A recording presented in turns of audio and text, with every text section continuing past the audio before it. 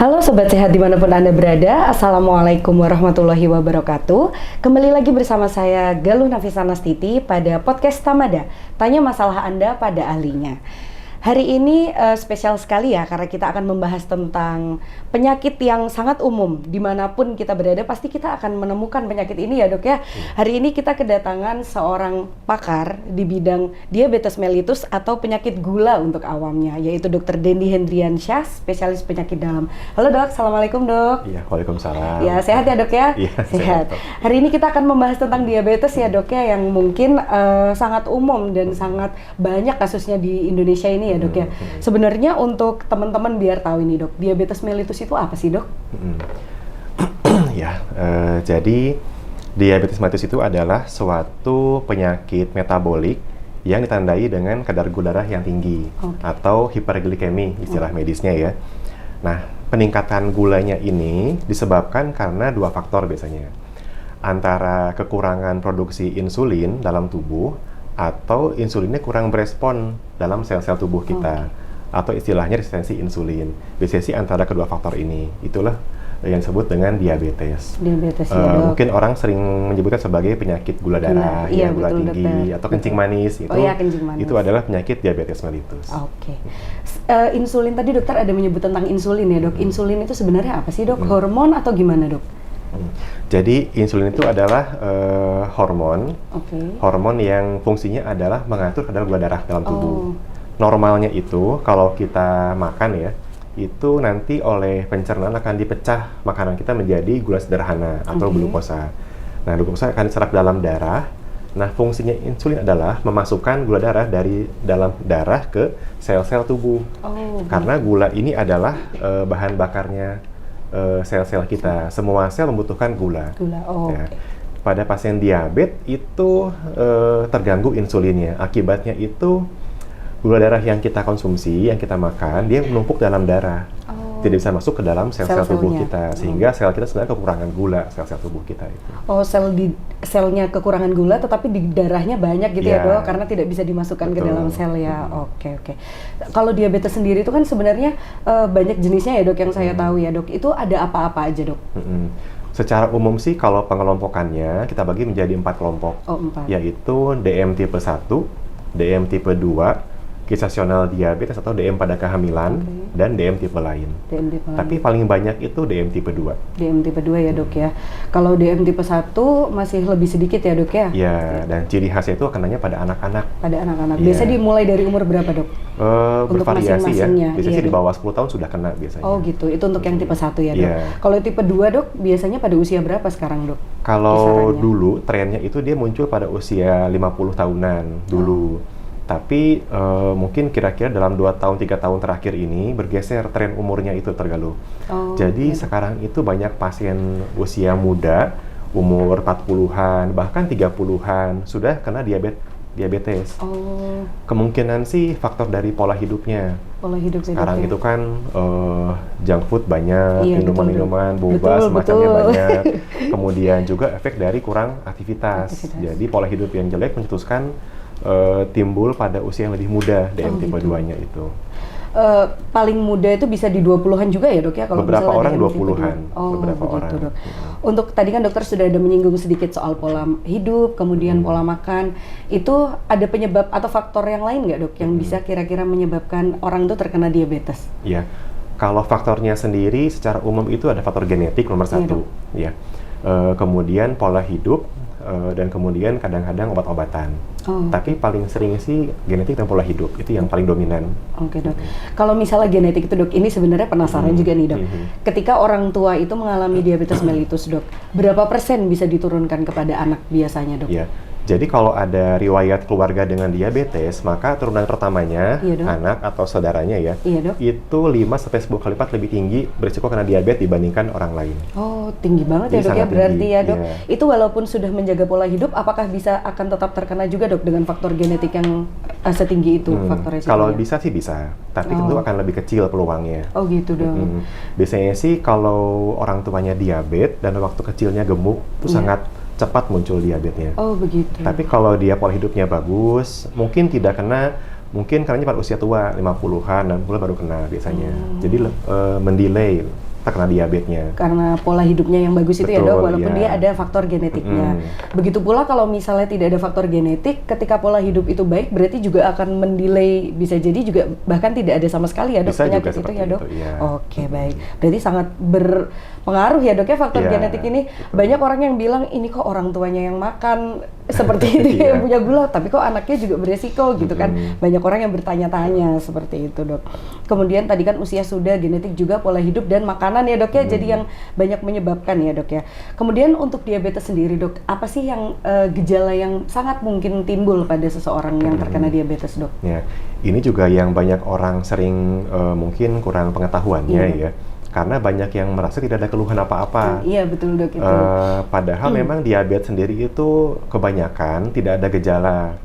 Kecuali pada gula yang sangat tinggi, itu muncul gejala yang memang seperti kurang khas, yaitu sering kencing, sering haus bawaannya, kok bawaannya lapar, sering makan, tapi kok berat badan malah turun kadang-kadang. Gitu. Itu sebenarnya gejala diabetes sebenarnya. Jadi sering kencing, sering lapar, sering haus, dan kadang-kadang berat badan turun walaupun makannya banyak.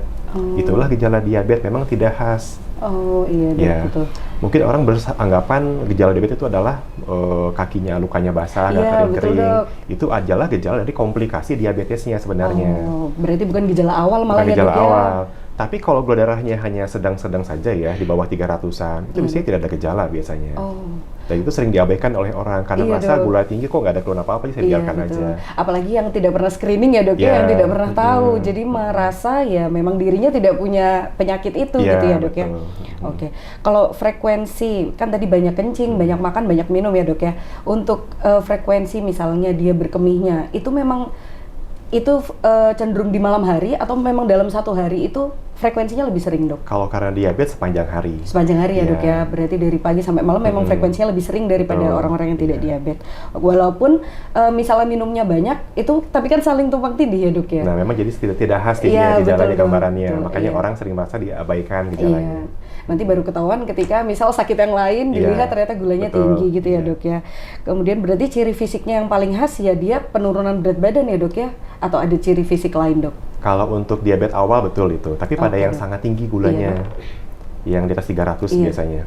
Kalau misalnya nggak sampai itu ya biasa aja ya dok ya? Nggak ada gejala sama sekali biasanya. Oke, baik dok. Sebenarnya dia dikatakan diabetes itu gula setinggi apa sih dok? Kalau misalnya pada pasien itu? Jadi ada kriteria untuk diagnosis diabetesnya ya. Kita bisa menggunakan pemeriksaan gula darah puasa, gula darah 2 jam setelah pemeriksaan TTGO atau 2 jam setelah makan ya, atau gula sewaktu dengan gejala klinis yang khas, atau menggunakan pemeriksaan namanya HbA1c. Tapi yang lazim digunakan di screening di klinik-klinik cukup dengan gula puasa dan 2 jam setelah makan, atau kalau bisa 2 jam setelah TTGO.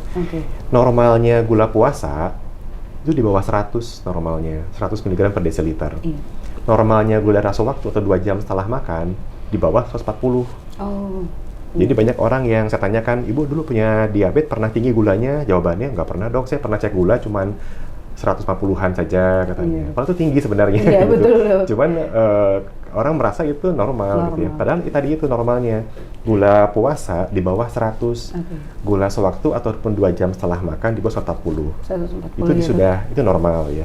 Nah disebut diabetes jika gula darah puasanya 126 ke atas.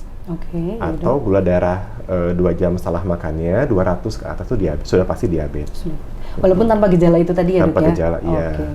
Nah antara 100 sampai 126 dok dan 140 sampai 200 ini jadi gimana yang dok? diantaranya disebut prediabetes. Gitu dok. Ada istilah lainnya. Iya dok. Prediabetes atau kurang lebih ya sudah setengah langkah menuju diabetes itu. Resikonya sudah sangat berisiko tinggi ke arah sana, ya iya. dok. Begitu dok. Karena dia sudah mulai meningkat tapi belum mencapai kadar diabetes. Gitu dok. Jadi banyak orang-orang ya teman-teman mungkin di luar sana yang tidak bisa mendapatkan akses screening rutin untuk gula itu dok. Itu bagaimana caranya mereka tahu ya dok jadinya?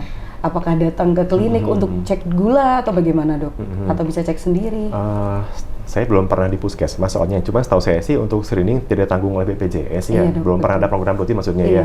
Cuma sih dianjurkan ya melakukan pemeriksaan, terutama pada orang yang berisiko tinggi. Misalkan riwayat diabetes keluarganya, pasien dengan obesitas ya, perokok, atau riwayat kolesterol tinggi, hipertensi, itu sangat mudah kena diabetes. Dia saling berkaitan ya dok? Ya, berarti itu kan penyakit metabolik ya, iya, jadi betul, antara diabetes, kolesterol tinggi, hipertensi, kegemukan, itu benar berkaitan. Berkaitan semua. Jadi kalau ada komponen itu dengan faktor riwayat keluarga di keluarganya, ya ceklah minimal setahun sekali. Oh iya dok. Ya mungkin bisa pergi ke puskesmas, ke klinik, atau ke apotek-apotek kan sekarang banyak ya. Banyak ya dok, cek di ujung jari betul. itu aja ya dok ya. Cuman idealnya sih puasa, 8-12 jam puasanya itu. Puasa itu tanpa makan atau kalau minum air putih aja masih boleh? Tanpa asupan kalori, jadi hanya boleh minum air putih saja. Oh, air putih tidak boleh ya, minum dok? air berwarna sekalipun nggak boleh. Hanya gitu, air putih saja selama 8-12 jam. Oh, itu lebih akurat ya dok ya daripada tes gula darah sewaktu berarti? Iya. Oke dok. Mungkin ini ya dok ya, beberapa kalau untuk karyawan atau usia produktif itu mudah dilacak dengan adanya MCU di perusahaan ya dok? Ya, betul. Begitu, tapi kalau misalnya yang di luar itu kan mereka cenderung tidak tahu, makanya ketika misal kita di IGD atau di klinik ditanya ada riwayat gula atau enggak, pasti jawabnya itu tidak dok, padahal setelah dicek atau diperiksa lebih lanjut ternyata tinggi gulanya, seperti itu ya dok ya? Baik dok, kemudian kapan kita harus khawatir dok ketika gula kita tinggi, kapan harus ke dokter untuk mendapatkan terapi sebetulnya? Kalau sebaiknya sih begitu dia di atas normal, gulanya segera ke dokter. Baik dok. Karena pertama untuk pemeriksaan lanjutannya ya, kedua untuk konseling gizi. Oh iya. Karena mau itu pre-diabetes ataupun diabetes, yang paling penting adalah asupan, pengaturan makannya, dietnya, dan edukasi olahraganya. Masalah nanti gula atau bukan ya nanti akan ditentukan. Ya penting begitu gula meningkat sebaiknya ke dokter, minimal ke dokter umum, bisa ke klinik, ke puskesmas. Gitu. Apakah semua orang dengan gula yang tinggi dok itu langsung diterapi obat dok, atau ada metode lain untuk menerapi pasien dengan diabetes? Dari semua panduan ya, mau panduan di Indonesia, di Amerika, di Eropa, yang paling penting itu bukan obat sebenarnya. Jadi ada 3 pilar dalam terapi diabetes. Nomor 1 itu pengaturan makan atau diet ya. Nomor 2 olahraga. Ya, kemudian nomor 3, kalau gagal dengan 1-2 ini, baru obat. Gitu. Jadi jangan dilangkahi. Karena pengalaman saya, pasien-pasien yang mendapatkan obat ya, biarpun dia pakai 3 obat, pakai suntikan 2 macam, 3 macam, tapi kalau makannya masih sembarangan, tidak mau olahraga, sama itu susah ya, turunnya. Mungkin turun teman perlu waktu lama, atau mungkin malah nambah terus obatnya, dosisnya nambah terus gitu ya. Dan sebaliknya, beberapa pasien saya, itu banyak yang lepas obat, beberapa itu. Jadi awalnya dia mendapatkan insulin, awalnya dia pakai obat, dengan dia olahraga teratur, ngatur makan, berat badan turun. Dalam setahun 2 tahun tuh berhenti obatnya. Tapi bukan berarti sembuh diabetesnya. Iya dok. Hanya terkontrol tanpa obat apa-apa, karena dia menjaga pola hidupnya dengan baik. Gitu dok. Berapa bulan dok observasinya atau berapa bulan evaluasinya ketika pasien sudah melakukan modifikasi gaya hidup, kemudian diterapi, diputuskan oh ini pasien harus diterapi berarti dengan obat, itu berapa lama dok kira-kira? Itu tergantung dari gula awalnya. Gitu ya, dok. Karena pada beberapa kondisi, misalkan sangat tinggi gulanya ya, itu langsung kita berikan obat. Patokan kita kalau dari panduan ya, lihat dari A1C-nya. Oke dok. Kalau misalkan di bawah 7,5 bisa tanpa obat. Bisa diet dulu jadinya. 7,5 ke atas sampai 8, sampai 9 bisa pakai obat dulu. Di atas 9 dianjurkan pakai kombinasi obat ataupun insulin langsung. Nanti evaluasi selama 3 sampai 6 bulan. Nanti akan disesuaikan atau mungkin dikurangi kalau misalkan membaik gulanya. Gitu. Berarti artinya walaupun gulanya itu sudah terlalu, kalau misalnya gula sudah terlalu tinggi ya kita juga nggak bisa ya dok ya, atau misalnya HbA1c tadi ya dok, itu terlalu tinggi, kita nggak bisa kalau misalnya cuma jelaskan bahwa harus modifikasi gaya hidup ya dok ya.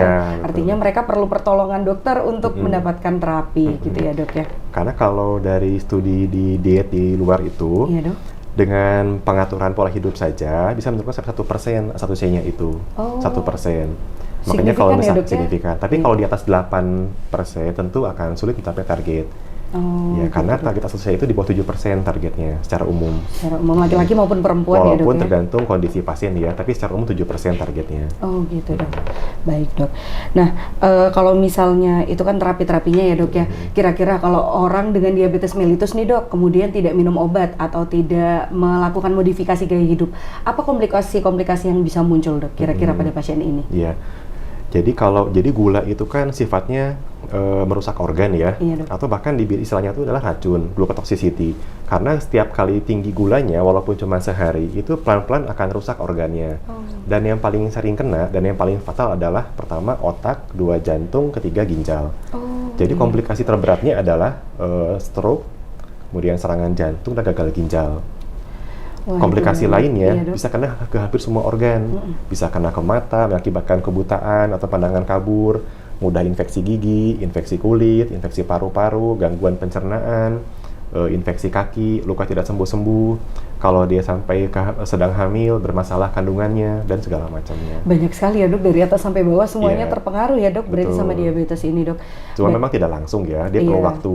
Biasanya sih di atas 5 tahun tuh. Jadi kalau bertahun-tahun tidak terkontrol diabetesnya, baru akan muncul komplikasi. Oh gitu dok. Tapi kan banyak ya dok ya, mungkin orang-orang atau teman-teman di luar sana yang kalau misalnya menganggap kalau minum obat terus nanti gagal ginjal, gimana itu dok? Nanti terbalik justru.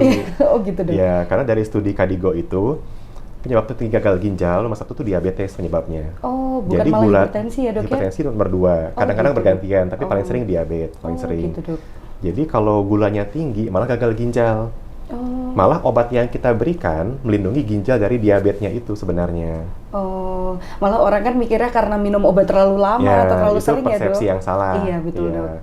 Karena tidak semua obat mengganggu ginjal, hanya beberapa saja. Itu pun kalau dosisnya berlebihan. Iya. Asalkan dosisnya sesuai anjuran dokter, insya Allah relatif aman sebenarnya. Relatif aman ya, itu ya teman-teman. Berarti kalau misalnya minum obat banyak, obat diabetes secara rutin bukan malah merusak ginjal, tapi malah melindungi ginjal itu sendiri ya dok, dari komplikasi gagal ginjalnya.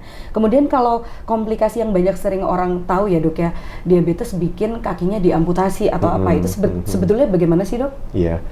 Jadi komplikasi utama diabetes itu kan ke pembuluh darah ya. Iya dok. Dia efeknya itu mengakibatkan peradangan dan penyumbatan pembuluh darah. Jadi pembuluh darahnya menyumbat. Akibatnya aliran darahnya tidak lancar. Kalau dia menyumbatnya di kaki, jadinya aliran darah ke kaki kurang lancar. Iya dok. Kalau muncul luka, itu nanti penyembuhannya terhambat. Jadi susah sembuh jadinya. Gitu. Dan kemudian dia sering ada komplikasi ke saraf kaki. Akibatnya paling sering mati rasa. Biasanya sih pasien itu ada luka kecil, tidak terasa karena sudah mati sarafnya gara-gara diabetesnya. Karena mati rasa, penyembuhannya pun lambat gara-gara pembuluh darahnya kurang lancar. Akibatnya luka tidak sembuh-sembuh. Lambat diobati karena merasa nggak ada luka apa-apa. Iya betul dok, karena nggak sakit ya. Tahu-tahu tiba-tiba sudah bernanah, kemerahan, bahkan mungkin busuk kehitaman kadang-kadang. Sehingga terlambat diberikan pertolongan. Kalau sudah sampai hitam ya harus diamputasi jadinya. Iya dok ya, karena sudah tidak berfungsi ya dok. Itu yang orang sering bilang gula basah. Sebenarnya ada nggak sih dok gula basah, gula kering gitu? Tidak ada sebenarnya teknologi itu istilah awam ya istilahnya. Iya. Makanya banyak orang tuh bilang ini kena gula basah, ini kena gula kering. Ya, sama-sama diabetes gitu sebenarnya. Iya betul dok. Cuma memang komplikasi dalam jangka waktu panjang ya dok ya. Misal awal mungkin kena duri atau menginjak luka sedikit karena aliran darahnya nggak bagus itu ya dok. Jadinya penyembuhannya juga kurang baik. Saya pernah menemukan ada paku payung di kaki pasien. Waktu sekolah dulu paku payung, datang berobat kan lukanya basah, busuk ada infeksinya. Pas dibersihkan, keluar paku payung. Berarti pasien tidak merasa tidak sama sekali tidak merasakan gitu jadinya. Seperti itu kadang-kadang kalau yang sudah berat itu. Ya. Iya dok. Berarti memang komplikasinya diabetes ini cukup mengerikan ya dok ya kalau misalnya dilihat, dan kasusnya semakin banyak akhir-akhir ini. Kemudian dok, dengan banyaknya kasus ini dok, apa yang bisa kita lakukan untuk mencegah diri kita jatuh ke itu dok, apa penyakit diabetes itu sendiri? Ya, pasti nomor 1 adalah pola hidup sehat ya, iya, dok. Dengan makanan yang bergizi, seimbang, dan kemudian olahraga teratur. Dok. Dianjurkan sih olahraga itu per minggunya minimal 2,5 jam, 150 menit. Sekali olahraga minimal 30 menit. Dan tentunya mengatur asupan kalorinya, asupan dietnya. Nah ini yang susah kalau di Indonesia. Iya betul dok. Kalau saya bilang suruh mengatur makan, anggapannya pasien hanya mengurangi makan nasi. Karena yang disebut makan itu nasi saja. Iya, betul. Jadi kalau seperti kue-kue, cemilan, kerupuk, buah-buahan itu bukan makan sebenarnya. Padahal kalorinya juga cukup tinggi ya dok ya? Semua diatur kalau mau diet. Dan juga kalau sudah kena diabetes, semua asupan diatur. Buah-buahan pun juga diatur asupannya. Gitu, tidak boleh sembarangan. Tidak boleh buah yang mengandung terlalu banyak gula gitu ya dok ya, bisa jadi ya. Pengaturan porsinya yang penting itu. Porsinya. Kalau makan tetap boleh 3 kali sehari ya dok ya. Nah itu juga saran saya sih makan 3 kali sehari. Oh gitu dok. Cuma memang porsi atau jenisnya kali ya dok ya yang dibatasi. Dok ini kan juga akhir-akhir ini banyak orang yang gencar mengganti gula biasa dengan gula diet dok. Entah itu mungkin stevia atau misalnya gula diet yang gula diabetes itu dok, itu sebenarnya bagaimana dok? Itu baik atau tidak? Itu boleh-boleh saja dalam jumlah yang terbatas. Oh gitu dok. Karena itu ada penelitiannya lagi. Iya dok. Jadi konsumsi gula pemanis buatan pengganti gula ya, dalam jangka panjang ada komplikasi jangka panjang pada usia tua, yaitu inkontinensia urin atau gangguan kencing. Nanti pas sudah tuanya itu jadi sering beser, sering kencing, bahkan mengompol, tidak mampu menahan kencingnya. Itu berhubungan dengan penggunaan gula pengganti jangka panjang.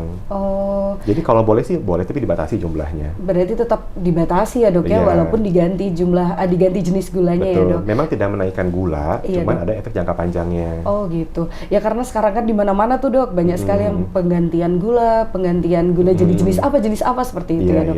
Kemudian kalau misalnya seperti produk susu dok, itu apakah berpengaruh kalau ke diabetes dok? Kalau anjuran panduan diabetes itu mengkonsumsi susu rendah lemak, susu low fat jadinya. Jadi anjurkan susu rendah lemak. Atau boleh juga produk untuk khusus diabetes itu silakan. Gitu tapi boleh tidak masih mesti sih. Tapi anjuran sih hanya susu low fat saja, susu rendah lemak anjurannya itu. Gitu, 1 gelas per hari. Itu masih boleh gitu, ya dok ya? Oke. Tanpa pemanis, tanpa gula tambahan jadinya. Oh iya sih dok. Masalahnya sekarang itu kan dok banyak makanan-makanan semua olahan susu, olahan gula, olahan keju, itu kan banyak sekali ya dok. Akhir-akhir ini semua makanan ditambah mozzarella nih biar tambah enak gitu kan dok. Kalau misalnya dia tinggi lemak berarti tetap berpengaruh ya dok ya terhadap kasus diabetes ini ya dok? Iya, itu juga dibatasi pengonsumsi lemak pada pasien diabetes. Dok mungkin ada yang mau disampaikan dok, ini sebagai akhir penutup dari podcast kita ya, mungkin pesan-pesan untuk teman-teman sehat di luar sana. Kira-kira mungkin ada yang disampaikan? Jadi sih diabetes ini kan trennya itu meningkat dari tahun ke tahun kasusnya ya. Jadi yang paling penting adalah menjaga pola hidup sehat dari mulai sedini mungkin, dari mulai anak-anak. Jadi kalau punya anak-anak ya konsulkan ke ahli gizi, ke dokter anak, jaga pola hidupnya sehat, perbanyak olahraga, main di luar, atur makan, jangan sampai gemuk anaknya. Terus kalau sudah kena diabetes, yang paling penting itu adalah jadi harus mengontrol asupan makannya, ya, baik itu makan besarnya, makan cemilannya, atau minumannya, semua diatur, olahraga teratur, dan tetap harus kalau sudah kena diabetes ya, tetap harus cek gula minimal sebulan sekali. Walaupun hanya cek sendiri nggak masalah. Gitu. Ya. Jadi jangan sampai sudah kena diabetes, nggak ada keluhan, dan sekali cek gulanya bagus, jangan sampai berbulan-bulan bertahun-tahun nggak kontrol. Tetap harus kontrol gulanya, karena gula itu akan fluktuatif, tergantung asupan makan kita. Tujuannya untuk mencegah meminimalkan komplikasi gula jangka panjangnya. Gitu. Dan jangan lupa ya, ke dokter minimal, kalau bagus ya, minimal 3 bulan sekali. 3 bulan sekali. Tapi ideal sebulan sekali idealnya. Bisa di klinik, di puskesmas, atau rumah sakit kalau perlu. Gitu ya, dok. Boleh di mana saja. Iya dok. Wah ini menarik sekali ya sebenarnya temanya hari ini, dan banyak sekali yang masih mau kita bahas ya. Cuma memang kita ada keterbatasan waktu seperti itu ya dok ya. Jadi semoga apa yang disampaikan dan didiskusikan pada pagi hari ini itu bermanfaat untuk teman-teman sehat di luar sana. Terima kasih Dokter Dendi atas waktunya sudah menyempatkan. Sampai ketemu lagi di podcast Tamada selanjutnya. Terima kasih. Wassalamualaikum warahmatullahi wabarakatuh. Waalaikumsalam warahmatullahi wabarakatuh.